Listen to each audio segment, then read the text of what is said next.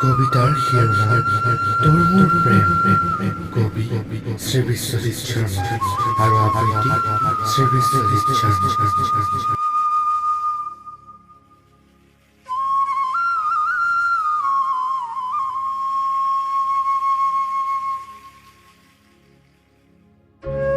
তই মোৰ বহুত মৰমৰ আছিলি অতন, তোক লৈ বহুত সপোন ৰচিছিলোঁ মই, কিন্তু কোন বিধাতাই জানো কাঢ়ি নিলে তোক মোৰ মৰমৰ পৰা। তৰা বুলি আকাশখনেও যেন মোক সদায় তোৰ ৰূপ দেখুৱায়, মহাবাহুৱেও সদায় তোৰ কথাকে কয়, সৌ বতাহ চাকেও যেন সদায় তোৰ বতৰা লৈ আহে মোৰ ওচৰলৈ। প্ৰতিটো পুৱা সূৰুজেও যেন কয় আজি তোৰ বতৰা আহিব বুলি। ক্ৰন্দনৰত মই ভাগৰি পৰিছোঁ তোৰ বতৰা নাপায়। মোৰ ওচৰলৈ অহা দিনাখন গোলাপ এপাহি হৈ নাহিবি, গুণবিহীন কিন্তু অতি মনোমোহা মদাৰ এপাহি হৈ আহিবি। তই আহিবি বুলি সদায় বাট চাই আছোঁ মই জানো এদিন তই আহিবি।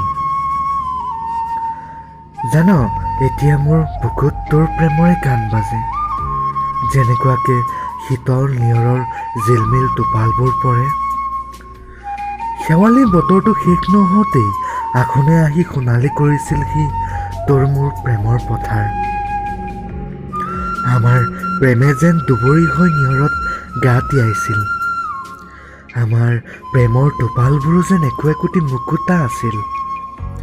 হেমন্তই নীৰৱে বাট কাটিছিল শীতেৰে, সেই হিমখনা চিকুণ পোৱাত অকল তই আৰু মই।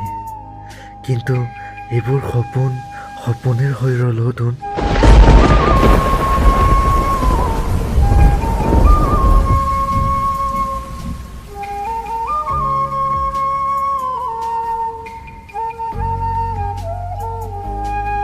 মৰণৰ বুকুত ৰৈ গৈছিল নেকি সময়বোৰ, নে সময়বোৰ ৰৈ গৈছিল ইস্কাৰৰ পাৰত। তই চিনাকি বাটত অচিনাকি হৈ গুচি গলি, মইতো তেনেকৈয়ে আছোঁ।